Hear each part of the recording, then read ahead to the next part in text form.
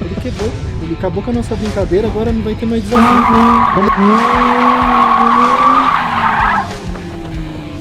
Você viu, Gustavo? Parei igual uma mulher. Tá fora da vaga. É. Quase. Mas a próxima vai, será?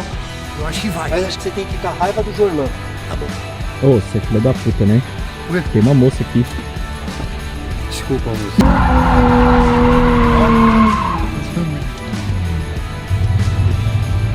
Falei pra ele com a raiva do Jorlan. Quebrou o carro? Tem que falar que sim, cadê? Quebrou. Ele quebrou. Ele acabou com a nossa brincadeira, agora não vai ter mais desafio. Como que resolve o problema? Vamos pegar outro Z. Outro Zé. Ah, funcionou! Graças a Deus, não vou ter que pagar.